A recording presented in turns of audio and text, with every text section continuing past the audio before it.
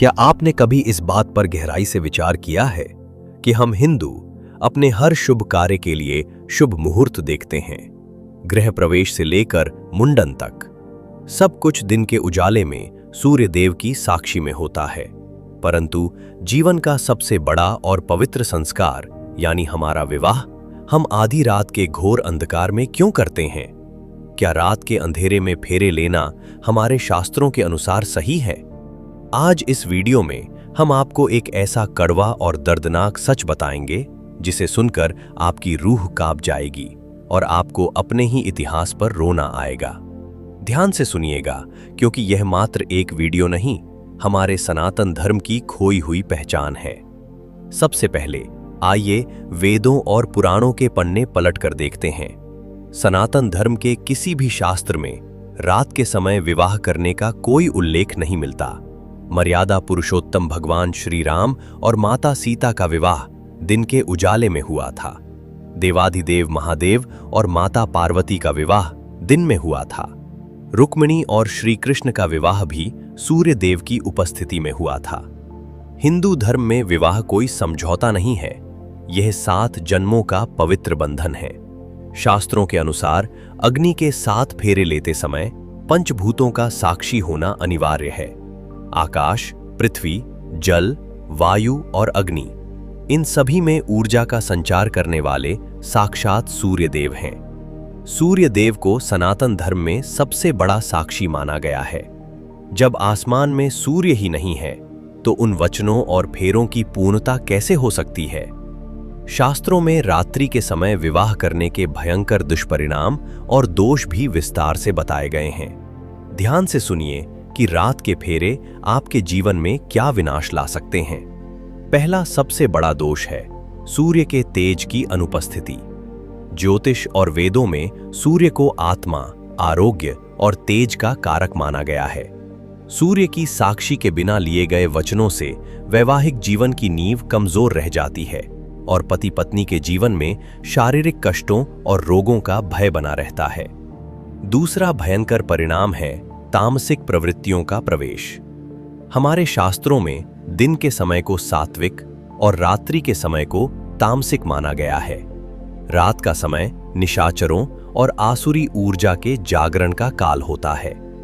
जिस समय प्रकृति सो रही होती है, उस समय एक नए जीवन की शुरुआत करने से उस वातावरण में मौजूद तामसिक ऊर्जा नवदंपति के जीवन में प्रवेश कर जाती है, जिसके परिणाम स्वरूप पति पत्नी के बीच अकारण क्लेश, मानसिक अशांति और विचारों में भयंकर मतभेद जन्म लेते हैं। तीसरा और सबसे गहरा प्रभाव भावी संतान पर पड़ता है। शास्त्रों के अनुसार सात्विक बेला यानी दिन के उजाले में बंधे वैवाहिक बंधन से उत्पन्न संतान संस्कारी, ओजस्वी और धर्मपरायण होती है, जबकि अंधकार में किए गए विवाह से परिवार में वास्तु दोष और नकारात्मकता की छाया पड़ने की आशंका हमेशा बनी रहती है। तो फिर एक बहुत बड़ा प्रश्न उठता है, अगर हमारे शास्त्रों में रात की शादी वर्जित है, अगर इसके इतने भयंकर दुष्परिणाम हैं और अगर हमारे देवी देवताओं ने दिन में विवाह किया, तो फिर आधी रात को बारात निकालने और रात के अंधेरे में फेरे लेने की यह अशुभ प्रथा शुरू कहां से हुई? इसका उत्तर हमारे इतिहास के सबसे काले पन्नों में दर्ज है। यह कोई शास्त्र का नियम नहीं, बल्कि हमारी मजबूरी और खौफ की निशानी है। प्राचीन काल में संपूर्ण भारत में विवाह दिन में ही होते थे और दक्षिण भारत में आज भी शादियां दिन में ही होती हैं। परंतु जब उत्तर भारत पर विदेशी आक्रांताओं और मुगलों के क्रूर आक्रमण शुरू हुए, तो हिंदुओं के जीवन में एक ऐसा अंधकार आया जिसने सब कुछ बदल कर रख दिया। जब भी कोई हिंदू पिता अपनी बेटी की बारात दिन के उजाले में धूमधाम से निकालता, तो उन विदेशी दरिंदों की बुरी नजर उस पर पड़ जाती। दिन दहाड़े बारात को रोक लिया जाता, मंडप जला दिए जाते, परिवार वालों की हत्या कर दी जाती और मंडप से ही हमारी हिंदू बेटियों का अपहरण कर लिया जाता था। उस दौर में एक पिता के लिए अपनी बेटी की आबरू बचाना सबसे बड़ी चुनौती बन गया था। अपनी बेटियों को इन क्रूर आक्रांताओं की हैवानियत से बचाने के लिए हमारे पूर्वजों ने एक कड़ा फैसला लिया। उन्होंने दिन के उजाले में ढोल नगाड़ों के साथ बारात निकालना बंद कर दिया। बेटियों की सुरक्षा के लिए विवाह की रस्में रात के घने अंधेरे में चोरी छिपे की जाने लगीं, ताकि किसी बाहरी व्यक्ति को भनक तक न लगे और भोर होने से पहले बेटी को सुरक्षित विदा कर दिया जाए। तलवारों के साए में और खौफ के उस माहौल में रात के अंधेरे में फेरे लेने की जो मजबूरी शुरू हुई थी, वो समय के साथ हमारी परंपरा बन गई।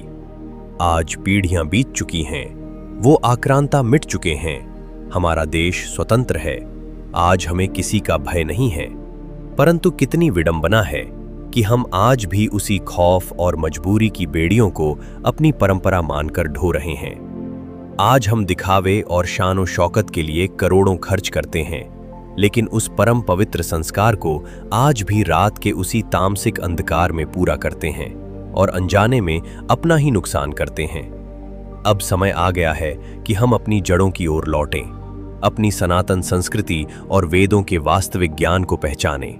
अपने बच्चों के विवाह दिन के उजाले में भगवान सूर्य नारायण की पावन साक्षी में करवाएं, ताकि उनका वैवाहिक जीवन सात्विक ऊर्जा और देवताओं के आशीर्वाद से परिपूर्ण हो। क्या आपको अपने इतिहास के इस कड़वे सच के बारे में पता था?